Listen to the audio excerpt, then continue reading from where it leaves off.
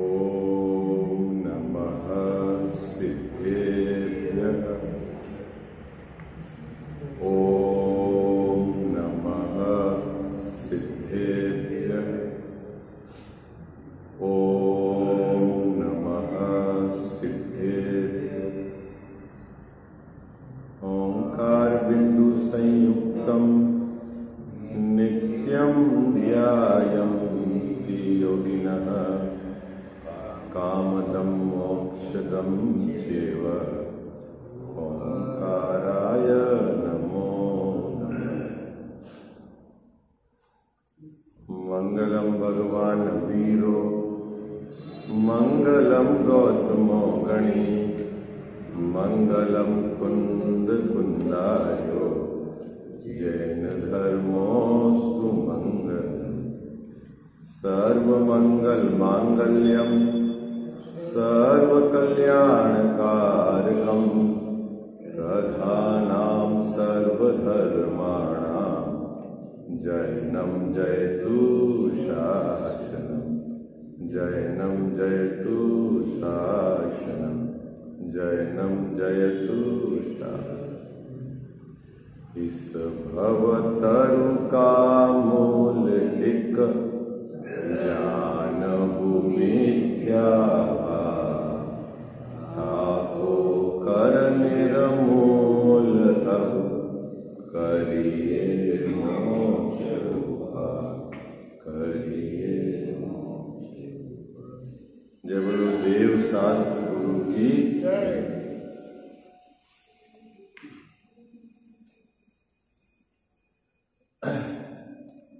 15 तारीख से लेकर आज तक अपना स्वाध्याय के क्रम में पारिवारिक कारण था मेरा।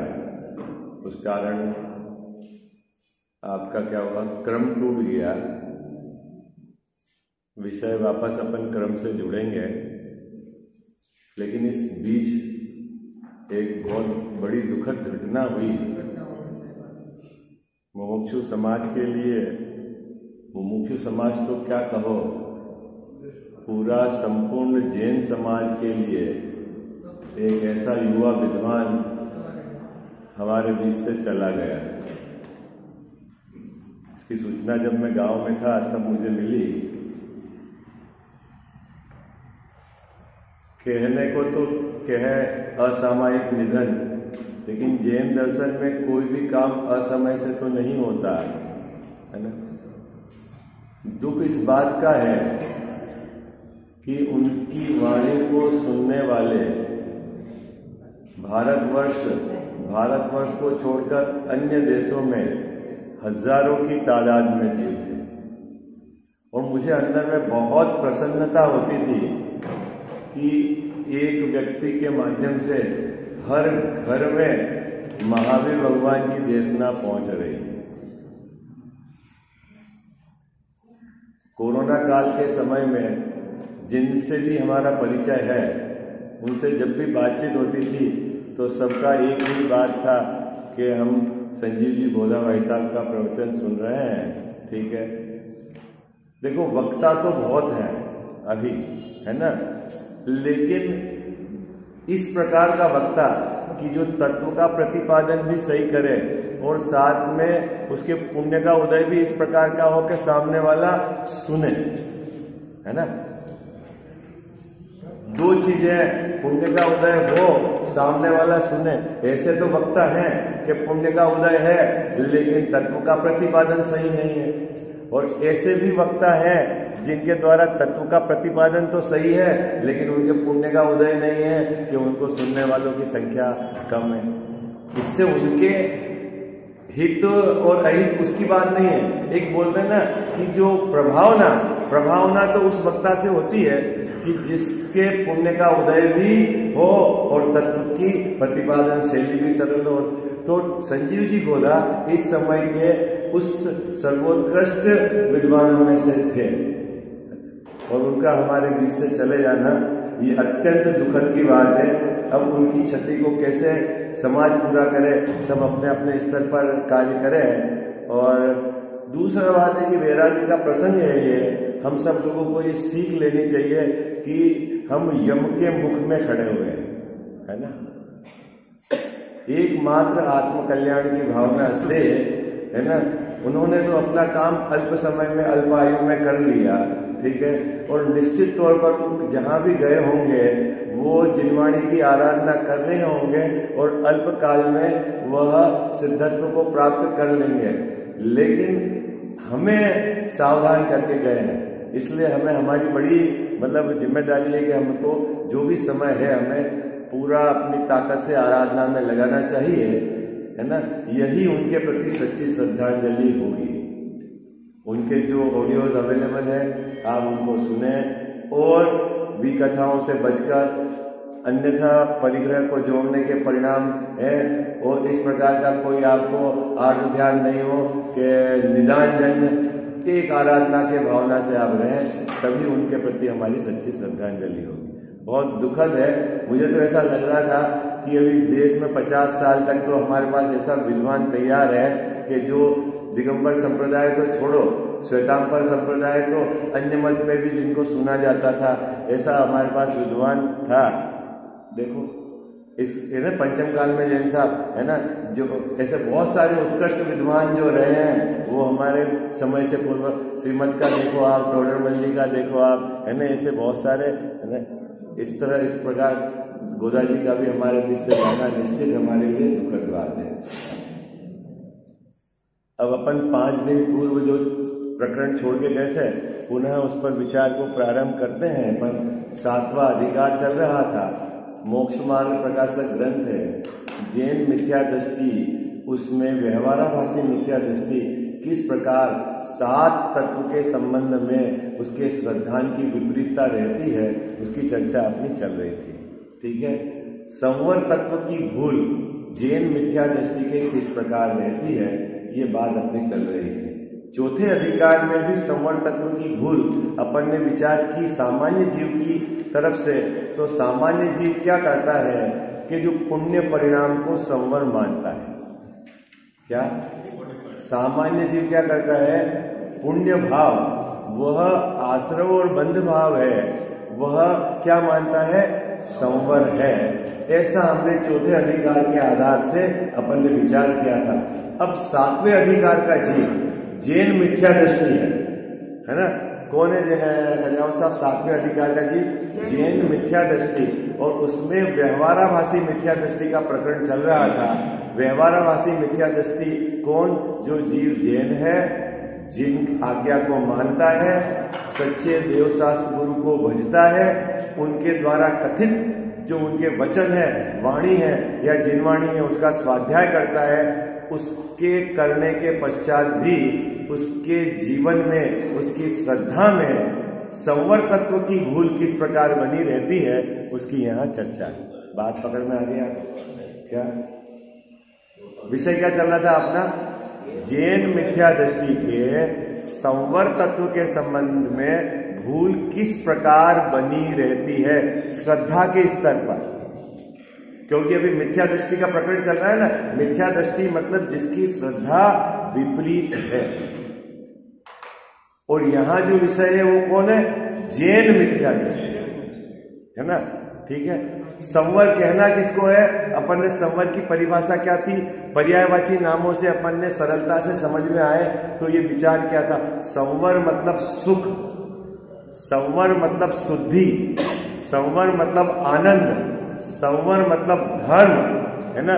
क्या क्या समझना है आपको? संवर मतलब सुख, संवर मतलब शुद्धि, संवर मतलब आनंद, है ना। अब जैन मिथ्या दृष्टि किसको संवर मानता है? तो टोडरमल जी साहब ने यहां पर संवर तत्व में क्या लिखा? अहिंसादि रूप शुभ परिणामों को जैन मिथ्या दृष्टि संवर मानता है। यह उसकी संवर तत्व संबंधी भूल है।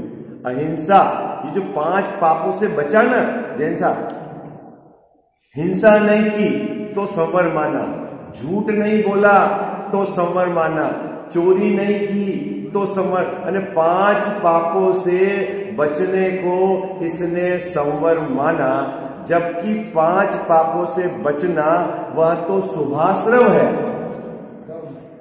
क्या है? वो धर्म नहीं है, वो पुण्य बंध का कारण है।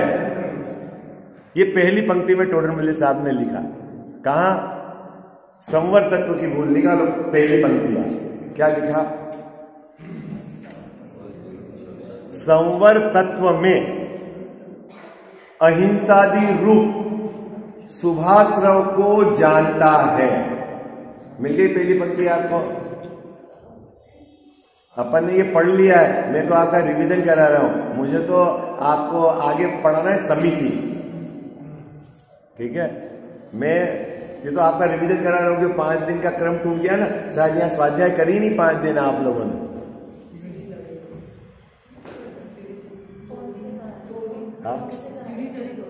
हाँ, बहुत सारे डिजिटल में प्रवचन उपलब्ध है, चला के आपको बैठना था।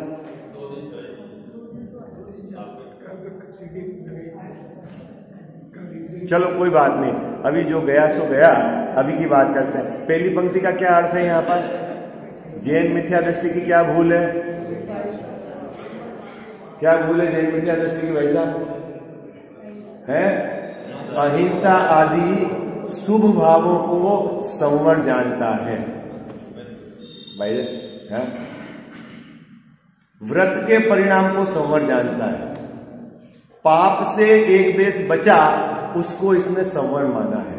यह है जैन मिथ्या दृष्टि की सबसे बड़ी भूल है। तो साहब पाप से नहीं बचना, पाप से तो बचना है, लेकिन पाप से बचने का, पाप कर, हिंसा करने का परिणाम, जीव को मारने का परिणाम बाबूजी ये है पाप भाव, और जीव को बचाने का परिणाम वो है पुण्य भाव। और पाप और पुण्य दोनों आश्रव बंध है, संवर नहीं है। क्या बात पकड़ में आ गया? क्या क्या भाई साहब बात पकड़ में आ रही है आपको? तो गलती क्या कर दी? पाप से तो बचना ही है, लेकिन श्रद्धा में उस भाव को संवर नहीं मानना। ऐसा नहीं है कि इस पंक्ति में पाप करने की प्रेरणा दी जा रही है। अभी यहां तो भूल निकाली जा रही है आपकी, संवर तत्व संबंधी भूल निकाली जा रही है। खजाव साहब क्या निकाली जा रही है? संवर तत्व की संबंधी भूल। हाँ, तो टोडरमल्ली साहब ने कहा, साहब कैसे कह रहे हो आप? हमने तो व्रतों में गिना है, 5 पापों के एक देश त्याग को अणुव्रत कहते हैं, 5 पापों के सर्वदेश त्याग को महाव्रत कहते हैं, और आप उसको संवर नहीं गिन रहे। तो टोडरमल्ली साहब ने एक तर्क प्रस्तुत किया, भाई एक भाव से पुण्य बंधे और उसी भाव से संवर हो, ऐसा जैन दर्शन में नहीं है। अरे जैन दर्शन में नहीं, वस्तु के स्वरूप में ही नहीं है। क्या बोलिए? जिस परिणाम से पुण्य बंधे उस परिणाम से संवर हो, धर्म हो, ऐसा नहीं। पूजा के भाव से क्या होता है बोलो भाई? पुण्य बनता है कि धर्म होता है? तो धर्म नहीं होता ना। तो एक भाव से 2 काम नहीं होते। तीर्थ यात्रा के भाव से क्या होता है? क्या पुण्य बंधता है तो धर्म। अब आपने पुण्य बंधने वाले को धर्म मान लिया है, ये आपके संवर तत्व संबंधी भूल है। कितनी सरल बात है। क्या दान के परिणाम से पुण्य बनता है कि धर्म होता है? बाबूजी क्या होता है? अब उसको आपने धर्म मान लिया है, ये संवर तत्व संबंधी भूल है। क्यों? ऐसा क्यों कि टोडरमल्ली साहब कह रहे हैं ना कि एक ही कारण से पुण्य बंध भी हो और संवर भी हो, ऐसा नहीं होता। अगली पंक्ति में क्या लिखा? पढ़ो भाई पढ़ो, अगली पंक्ति पढ़ो। मैं तो रिवीजन करा रहा हूं, आज रिवीजन में चला जाएगा आपका। आपके चेहरे से लग रहा है आप 5 दिन में सब भूल गए। क्या ले? पढ़ो भाई पढ़ो, आगे की पंक्ति क्या लिखी है? परंतु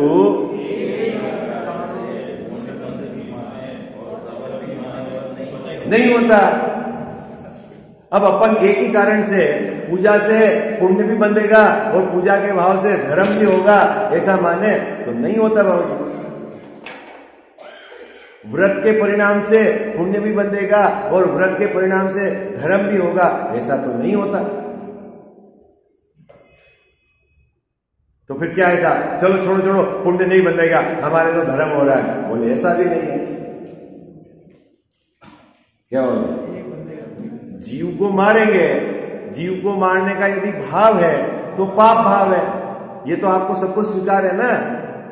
अरे हाँ जी, ना जी, जीव को मारने के भाव वो पाप भाव है, परिग्रह को जोड़ने का भाव है वो पाप भाव है ना, ये तो आपको सब। अब जीव को बचाने का भाव धर्म है कि पुण्य भाव है, ये बताओ।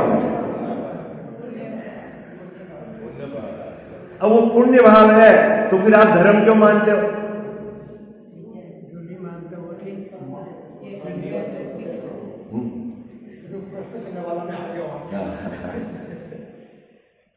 बोलने में तो यही आ गया, जैसा खुद धर्म कर लेंगे, लेकिन श्रद्धा में ये होना चाहिए कि ये पुण्य बंधे। बात तो अपन श्रद्धा की चल रही है ना, बात तो आप मुंह से बोलो तो बोलने में तो यही आ रहा है, थोड़ा बहुत धर्म कर।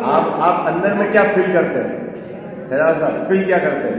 बात है पुण्य कोई धर्म मानते नहीं, बस ये अपने संवर तत्व संबंधी भूल है।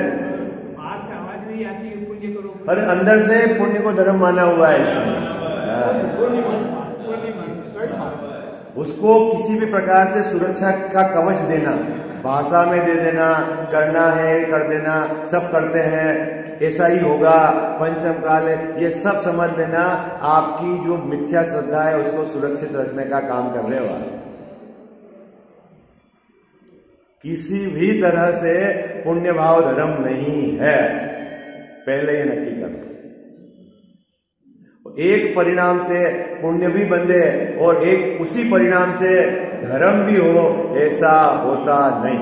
जैन दर्शन का भौतिक है ना, आपको पता है क्या, दो जीव मिलके एक काम नहीं करें और एक परिणाम के दो कर्ता नहीं होते। क्या भाई साहब, दो मिलके एक काम नहीं करते और एक परिणाम के दो कर्ता नहीं होते।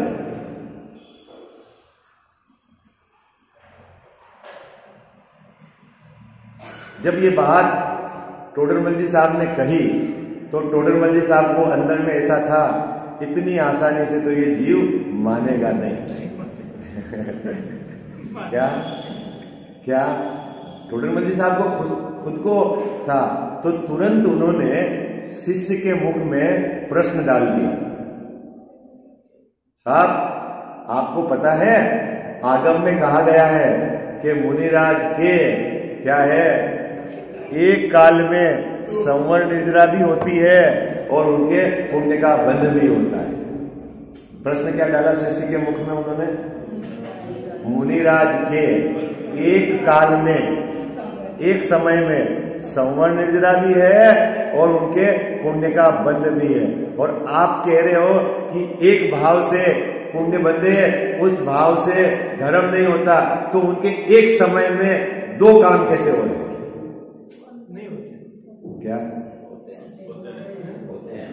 आपको मजेदार बात, अभी आपने दिमाग ही नहीं लगाया कि टोडरमल जी साहब ने ऊपर जिसका निषेध किया और नीचे वापस प्रश्न खड़ा करा, उसमें क्या कलाकारी है शब्द की। देखो ऊपर लिखा है एक ही कारण, क्या लिखा है उत्तर में, एक ही कारण, और नीचे दिया है एक ही काल। ऊपर कारण एक का और नीचे समय एक का। देखो पढ़ो, आप पढ़ो, आप लोग सब बहुत निवृत्ति, सब निवृत्त जीव है, आप आराम से अभ्यास करा करो ना, क्या दिक्कत। क्या कहा, एक ही कारण से पुण्य बंध भी माने और संवर भी माने, ये नहीं हो सकते। क्या कहा कजाव साहब, एक ही कारण। ठीक है, अब नीचे आ जाओ, मुनियों के एक काल में बंध भी होता है और संवर निर्जरा भी होती है। वहां काल लिया है और ऊपर कारण लिया। अरे ग्रंथ रखो हाथ में, नहीं तो गड़बड़ हो जाएगी। ऊपर क्या लिया है, कारण, ऊपर लिया है कारण, और नीचे लिया है काल અને समय।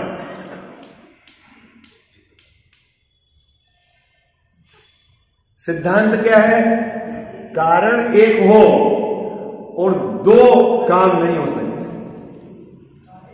एक कारण हो उससे पुण्य भी बंधे और एक कारण उसी कारण से धर्म भी हो, ऐसा नहीं हो सकता।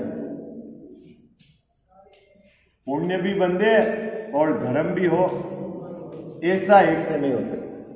पूजा का भाव कारण है, उससे यदि पुण्य बंधेगा तो पूजा के भाव से धर्म नहीं होगा। दान का भाव कारण है, उससे यदि पुण्य बनेगा तो उससे धर्म नहीं होगा। कारण है कि और दो कार्य नहीं होगा। यही समझ में नहीं आ रहा। ये तो समझ, ये पक्ष यही तो लिखी कि नहीं होगा। पढ़ो ना, पंक्ति पढ़ो आप, आपकी आवाज में पढ़ो, तेज आवाज से। परंतु एक ही कारण से पुण्य बंध भी माने और संवर भी माने, वह नहीं हो सकता। नहीं हो सकता। क्यों नहीं हो सकता? ऐसी व्यवस्था ही नहीं प्रकृति में, ऐसी व्यवस्था ही नहीं वस्तु स्वरूप में। पढ़ो भाई, महिला में से पढ़ो ये पंक्ति, पढ़ो, तेज आवाज में पढ़ना, आप सब सुनो बराबर। आपको भी खुद को अभ्यास करना पड़ेगा। देखो, अपना लोटा अपने को छानना पड़ेगा। हो, पराये भरोसे धर्म नहीं होगा।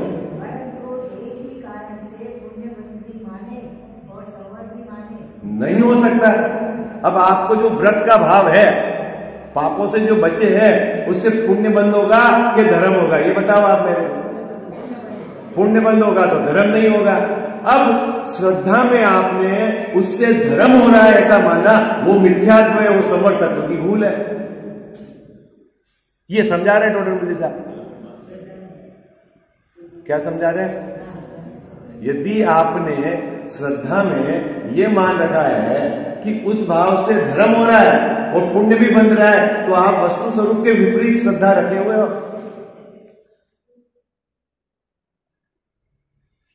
बाबूजी पकड़ में आ गई? भाई साहब बात पकड़ में आ गई? गले नहीं उतरे ये बात? भाई, मंदिर बनाने का भाव हो, विधान कराने का भाव हो, व्रतों को पालन करने का भाव हो, दान देने का भाव हो, तीर्थ यात्रा करने का भाव हो, ये सब भाव यदि पुण्य बंध के कारण है तो निश्चित तौर पर उससे संवर निर्जरा नहीं। और यदि संवर निर्जरा होती हो उनसे तो फिर पुण्य नहीं बंधेगा।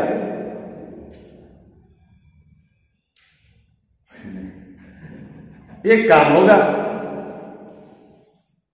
ये बात टोडरमल जी ने कही, लेकिन टोडरमल जी को उस जमाने में, आज से 250-300 वर्ष पहले भी पता थी कि ये बात गले में नहीं उतरेगी। 300 वर्ष पहले भी उनको पता थी। आज के लिए भी कितनी प्रासंगिक है, आज भी गले में नहीं उतर रही बात है? तो फिर उन्होंने शिष्य के मुख में प्रश्न डाला। उन्होंने क्या डाला प्रश्न? सीधा मुनिराज की बात उठाई। क्योंकि ग्रंथ में आया है, क्या आया है कि मुनिराज के एक ही काल में संवर निर्जरा भी है और उनको पुण्य का बंध भी। क्या है ग्रंथ में? क्या आया है? मुनि भगवंतों के एक ही काल में। देखो, प्रश्न में काल उठाया और ऊपर जिसका निषेध किया, कारण का निषेध किया है। पढ़ो अब प्रश्न आप। मुनियों के एक काल में एक भाव होता है, वह उनके बंध भी होता है और सबर निद्रा भी होते हैं। तो किस प्रकार? समझ में आ गया? जब साहब प्रश्न क्या है कि अभी मैं है ना एक भाव हटा रहा हूं। मुनिराज के एक काल में संवर निर्जरा भी है और पुण्य का बंध भी है, वो समझाओ कैसे हुआ ये बताओ। ऊपर टोडरमल जी साहब ने क्या निषेध किया था कि एक कारण से पुण्य बंधे और एक कारण से धर्म हो, ऐसा नहीं हो सकता। और फिर मुनिराज के होता है, समझा। तो अब टोडरमल जी साहब ने उसको समझाने के लिए बात की कि मुनिराज के जिन भावों से संवर निर्जरा है और जिन भावों से पुण्य बंध है, समझना वह मिश्र भाव है। अब मिश्र भाव किसको कहते हैं ये समझो आप।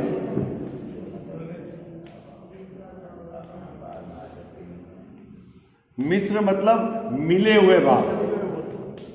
मिश्र मतलब क्या रह जाओ साहब? मिले हुए भाव। ठीक है, अभी मिले हुए में देखो श्रद्धा की तरफ से बात नहीं है, ये चारित्र गुण की तरफ से बात है। चारित्र गुण के अंदर कुछ अविभागी प्रतिच्छेद, अविभागी प्रतिच्छेद समझ गए? शक्ति का विभाजन है। किसका विभाजन है? शक्ति का विभाजन है ना, सबसे छोटा अंश शक्ति का, उसको बोलते हैं अविभागी प्रतिच्छेद।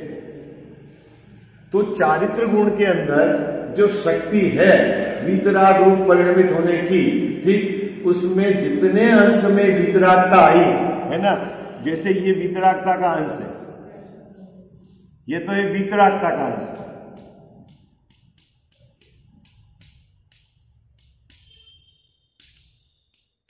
और ये राग का अंश, दोनों का एक साथ एक भाव एक पर्याय में होना, उसको बोलते हैं मिश्र भाव। मिश्र किसको बोलते हैं?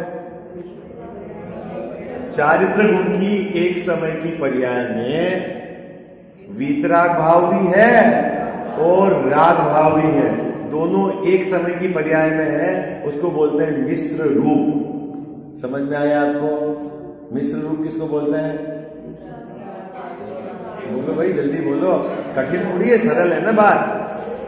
चारित्र गुण की एक समय की पर्याय में अभी जितने अंश अविभागी प्रतिच्छेद वीतराग रूप परिणमित हुए हैं वो तो वीतराग भाव, और जितने अंश में राग है वह राग भाव, लेकिन दोनों चारित्र गुण की एक समय की पर्याय में होते हैं, इसीलिए इसको बोलते हैं मिश्र रूप। समझ में आ गया आपको?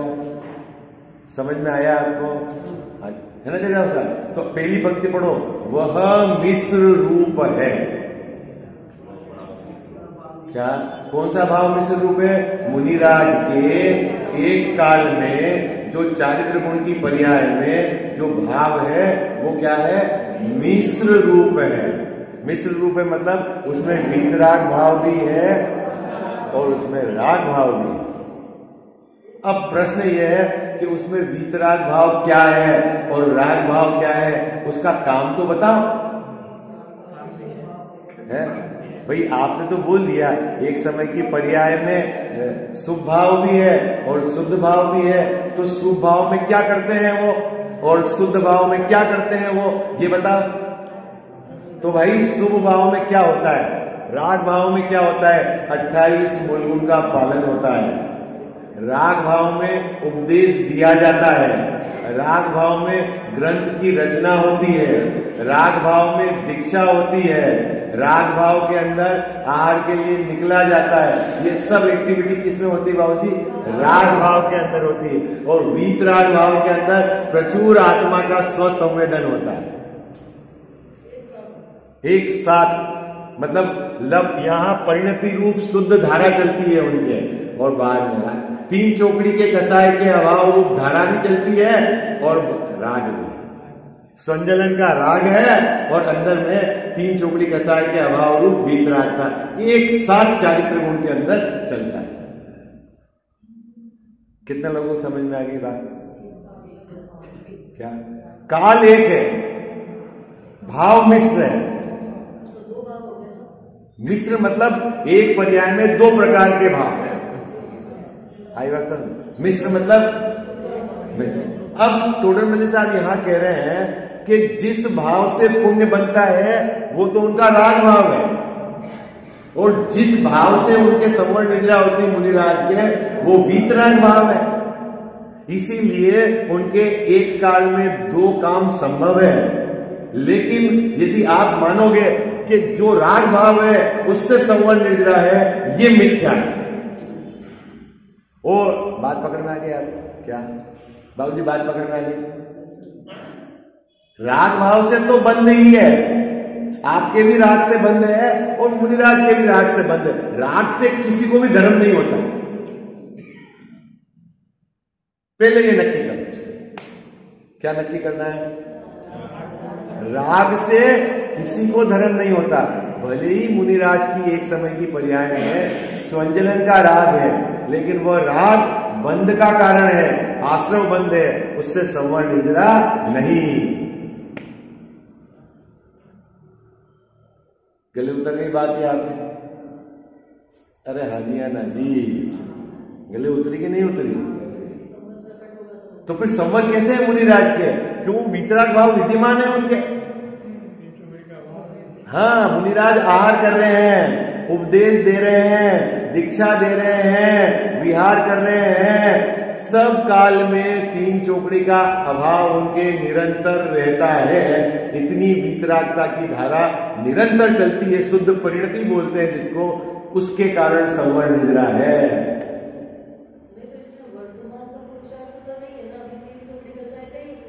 पुरुषार्थ के बिना तीन चौकड़ी कसाय का अभाव कैसे है?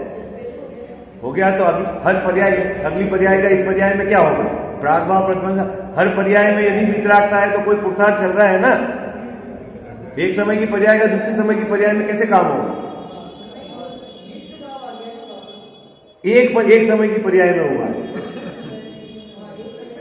वो एक समय की पर्याय में उसके अपने सटकारक है, उसके अपना पुरुषार्थ है। जितने अंश में वीतरागता है तो वो वीतरागता का पुरुषार्थ है, और जितने पुरुषार्थ की कमी है, प्रमाद है, कहो वो राग है, वो राग का अंश है।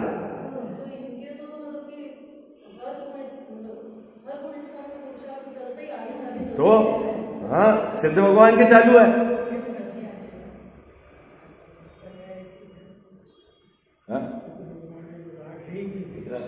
ऐसा नहीं समझना कि आज इस एक समय की पर्याय में सम्यक दर्शन हो गया, बस काम खत्म, अगले समय की पर्याय में कुछ करना ही नहीं। अरे भैया, अगले समय सम्यक दर्शन रहेगा तो पुरुषार्थ पूर्वक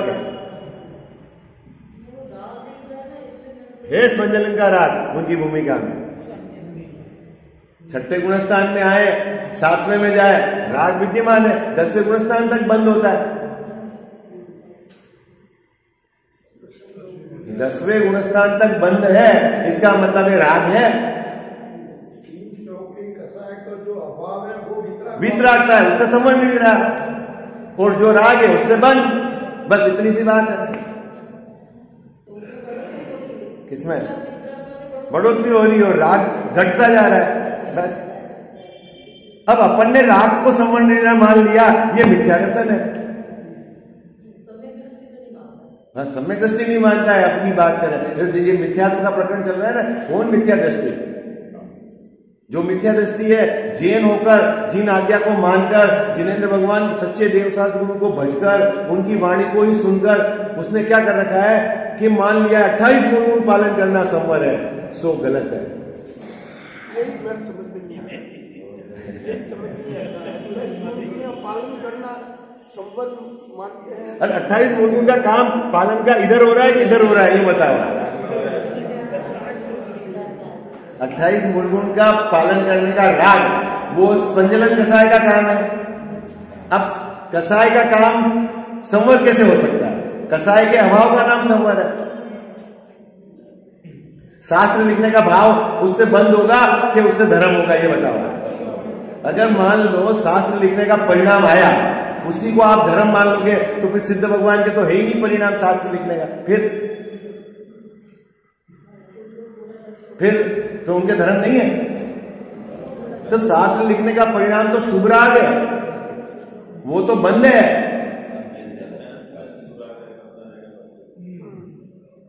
क्या बोलो है?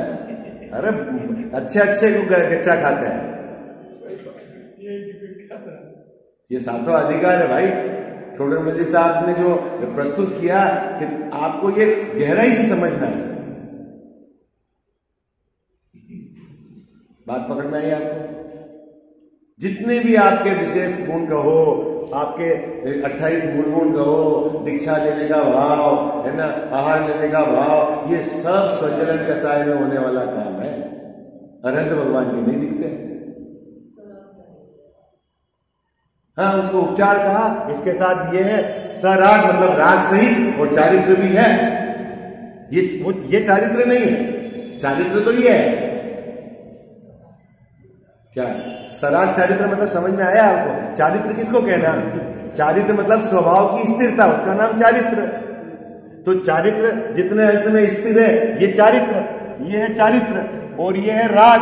अब राग के साथ चारित्र, तो इसको बोल दिया सराग चारित्र। चारित्र नहीं है ये, सराग चारित्र मतलब चारित्र नहीं है, उपचार है, बस इतना समझना है। जैसा अगर चारित्र होता तो कोई सराग क्यों लगाते आगे, चारित्र कह दो उसको, लेकिन वो चारित्र नहीं है। अब अपन ने उसी को चारित्र मान लिया, 28 मूल गुण को पालन करना वो चारित्र मान लिया, जबकि वो तो सराग है।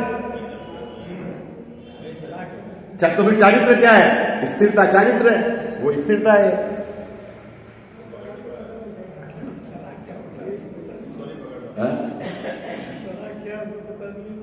क्या बोलो भाई, बोलो, कुछ समझ में आ रही नहीं आ रही बात? हाँ, समझना पड़ेगा आपको। सिर्फ रट्टाफिकेशन और भाषा शब्दों को कूटो, अर्थ तो समझो क्या है भाई। चारित्र मतलब क्या बाबूजी? अब अभी और एक और खतरनाक बात बोलूं, एक और खतरनाक बात बोलूं, शुद्धि की वृद्धि, शुद्धि की वृद्धि जो यहाँ राग विद्यमान है ना, उससे कभी भी नहीं होती। 28 गुण के पालन करने से, ग्रंथ के लिखने से, या जो भी एक्टिविटी हो आपको, उससे कभी भी शुद्धि की वृद्धि नहीं होती है।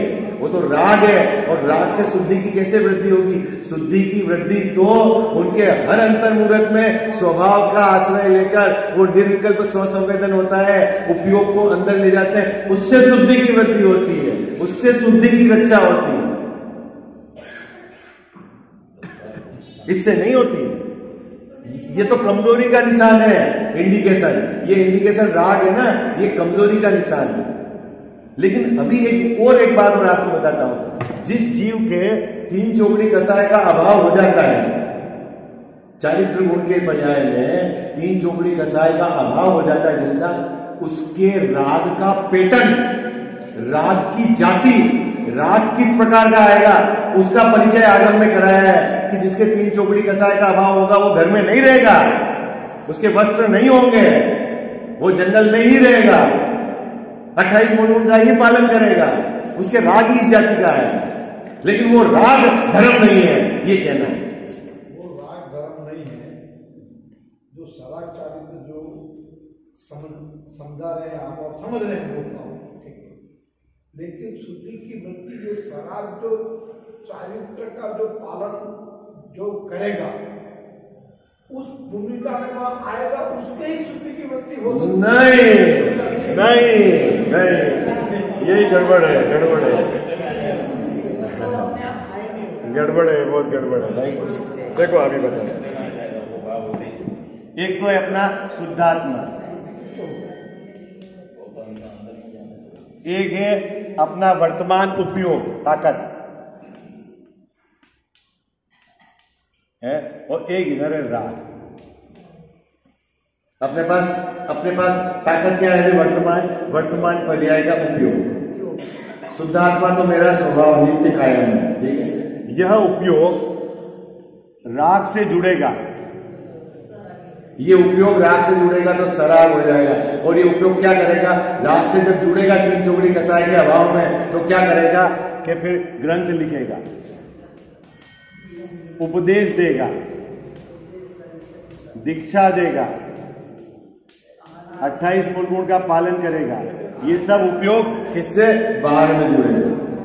इतनी सब एक्टिविटी से शुद्धि की वृद्धि नहीं होती, इससे मात्र पुण्य का बंध होता है। जब ये उपयोग यहां से हटकर अपनी आत्मा में लीन होगा, हर अंतर मुहूर्त में जाकर लीन होता है आत्मा में। मुनिराज के हर अंतर मुहूर्त में 6ठा 7वां मुहूर्त, जब ये आत्मा से में लीन होगा, तब इसके शुद्धि की वृद्धि होगी। ये समझ में नहीं आ रहा है। ये समझ सीधी तो बात है, ये सामने कल और समझेंगे। हाँ, कल समझेंगे, समझ। पेश मिश्र भाव तो पर्याय को कहा, ये उपयोग तो दर्शन ज्ञान है, वो चारित्र गुण की बात है, और उपयोग है आपका श्रद्धा दर्शन ज्ञान का बात है। उपयोग जो है ना दर्शन ज्ञान, चारित्र में मिश्र भाव है, और उपयोग तो दर्शन ज्ञान वाला है। जब वो उपयोग दर्शन ज्ञान वाला अपने आत्मा में आत्मा के सन्मुख होकर निर्विकल्प संसंवेदन, 5 इंद्रियों और विषयों से हटकर उसमें निर्विकल्प संसंवेदन करेगा तो जो चारित्र है उसमें शुद्धि की वृद्धि होगी, उसकी रक्षा होगी, ठीक है। और जब वो उपयोग वहां से हटकर, अपने स्वभाव से हटकर बाहर में इनका पालन करने जाएगा तो पुण्य का बंद होगा। दूसरे उपयोग तो एक समय में एक ही जगह लगेगा। जिस समय उपयोग अंदर में रहेगा बाहर में नहीं रहेगा, और जब बाहर में रहेगा तब अंदर में नहीं रहेगा। तो आपने बाहर में लगने वाले उपयोग को शुद्धि का कारण मान लिया है, चारित्र की वृद्धि का कारण मान लिया, वो मिथ्या है। मिश्र भाव तो चारित्र गुण का है, ये तो दर्शन ज्ञान गुण का काम है। चलो कल चर्चा करेंगे इसमें, आप घर पे खूब पढ़ना, फिर मैं इसको एनालिसिस करूंगा, ठीक है। स्वाध्याय करेंगे। जिनवाणी जग मैया जन्म दुख मेट दो, जिनवाणी जग मैया जन्म दुख मेट दो, जन्म दुख मेट दो, मरण दुख मेट दो, जन्म दुख मेट दो, मरण दुख मेट दो, जिनवाणी जग मैया जन्म दुख मेट दो। बहुत दिनों से भटक रहा हूँ, ज्ञान बिना है मैया, निर्मल ज्ञान प्रदान सुकर दो, तू ही सच्ची मैया।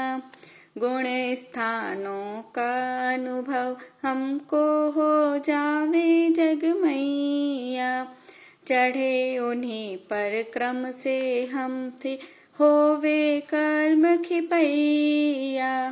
मेटो जामन मरण हमारा इतनी वंती मैया, तुमको शीश त्रिलोकी नमावे, तू ही सच्ची मैया।